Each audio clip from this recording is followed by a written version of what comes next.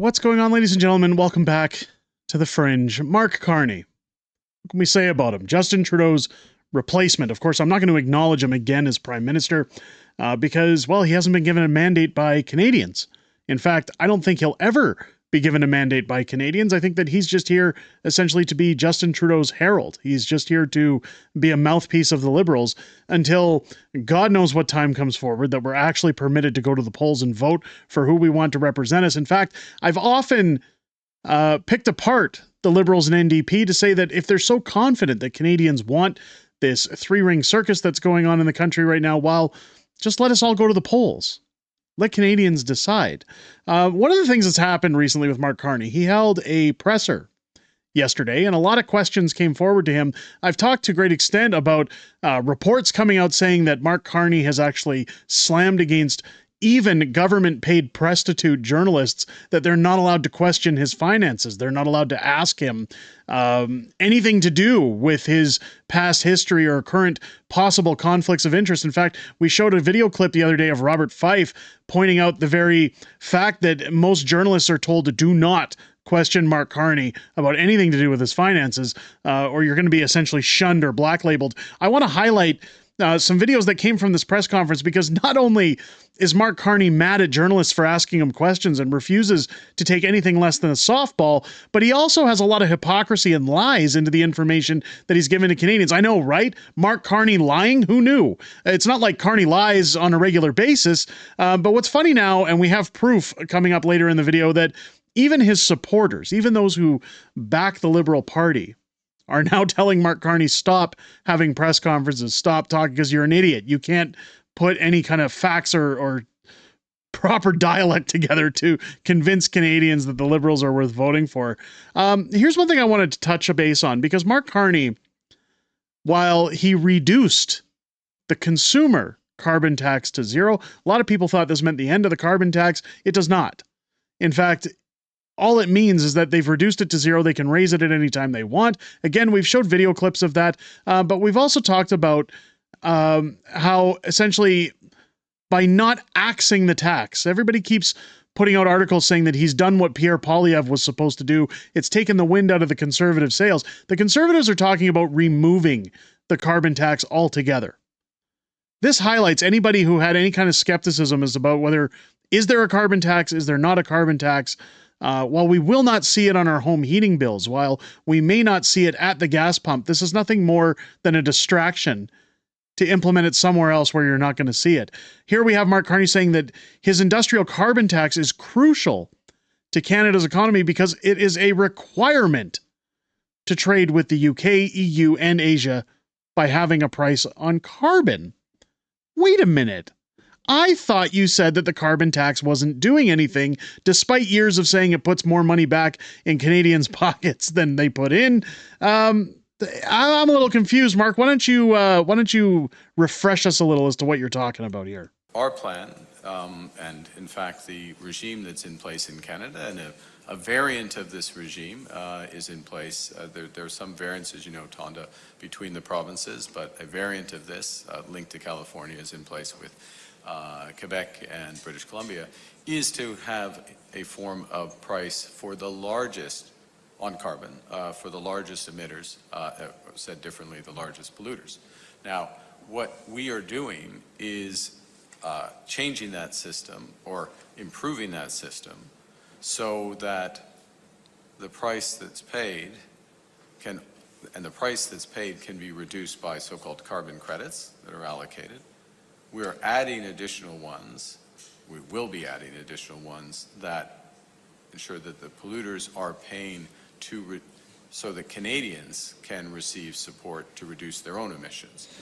So he stumbles over his own words there because he's trying to figure out how to generate a lie. One thing I'll give Justin Trudeau, while he is a complete idiot, at least he could try and and ah his way through a speech to use the usual Liberal trigger words to put something together that was substantial for people to digest. Whereas Mark Carney, you can see his nose growing, essentially. He's trying to fabricate whatever he can say at this point because he's been caught off guard to explain things. He talks about carbon credits and how every Canadian is going to essentially be paying in one way or another.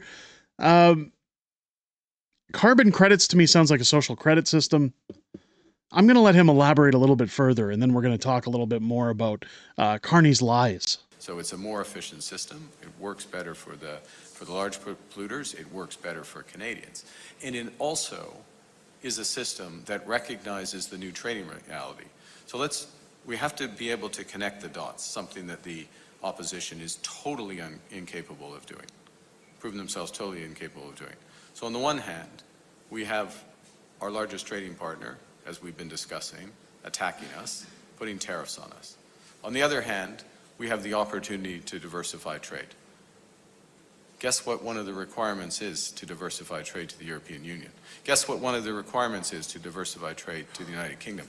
Guess what one of the requirements will be to diversify trade to emerging Asia? Is to have a form of price on carbon. Well, hold on, Mr. Carney. Hold on, just excuse me, sir.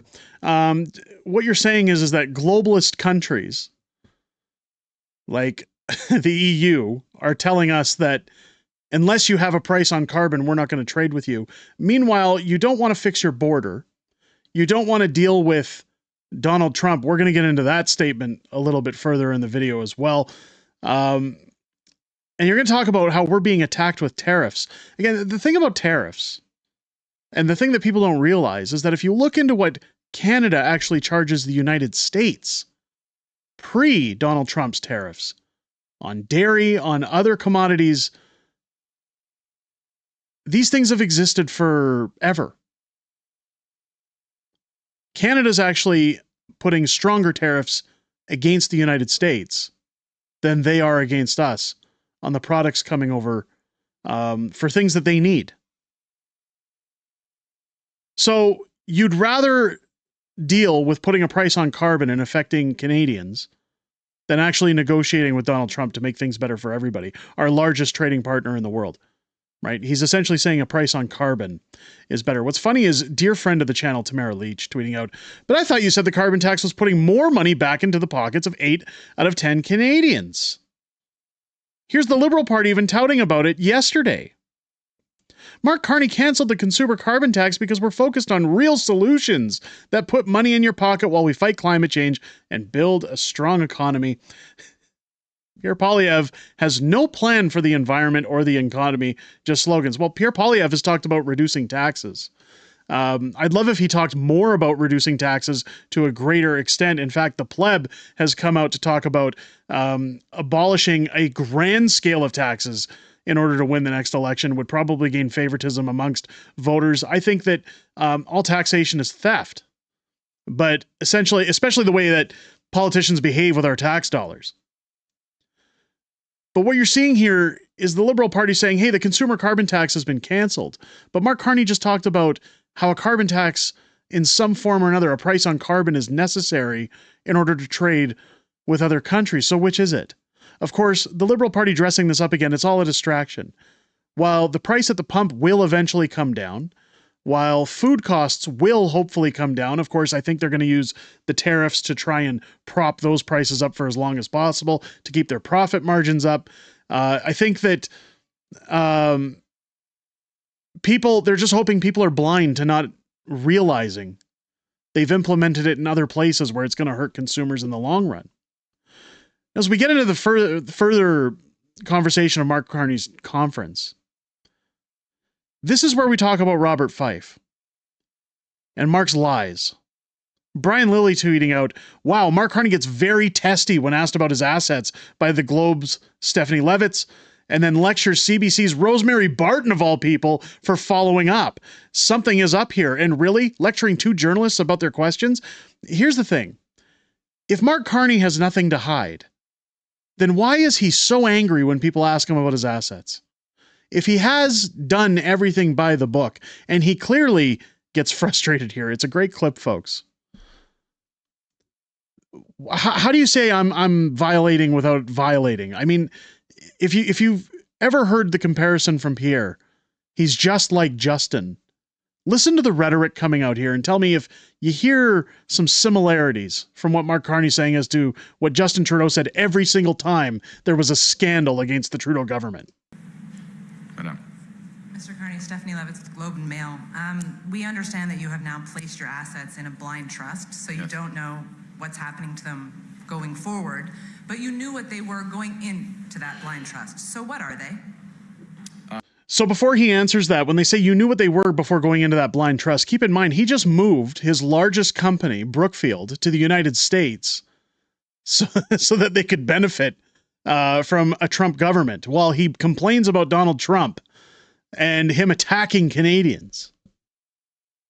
He just moved his entire company out there before recusing himself from the board, effective in January. This is unbelievable. So yeah, he knew what he was doing before he resigned. Let's take a look at his answer. Look, Stephanie, I follow the rules of the ethics commissioner. I know I keep pausing, but here, listen to the way he says, look, Stephanie, as if he's lecturing her, as if you shouldn't have brought this up. This again goes back to what Robert Fife was saying, that you cannot ask Mark. I guarantee you that Stephanie Levitz is now on a blacklist for Mark Carney moving forward. So what are they? Look, Stephanie, I follow the rules of What the a ethics joke. commissioner. I'm following them well in advance of any of the requirements, as you know, because I know you know this. You know that these requirements come into effect in months. We're talking days after I became Prime Minister.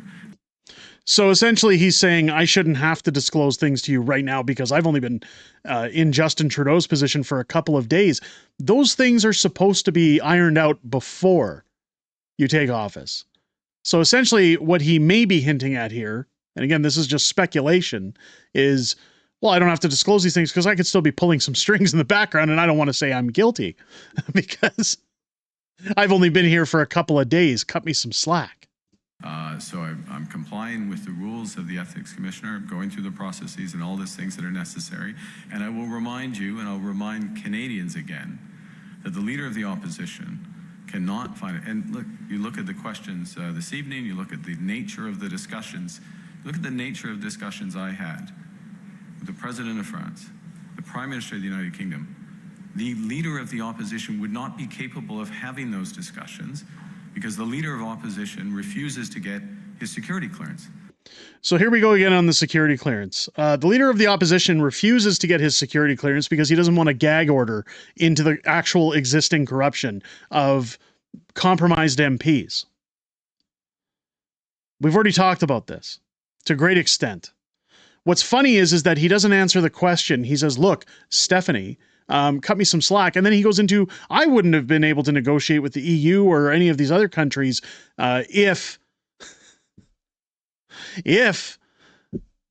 I didn't have security clearance like Pierre Poilievre. He also mentions that he's in line with the ethics commissioner. Again, this sounds like Trudeau all over again.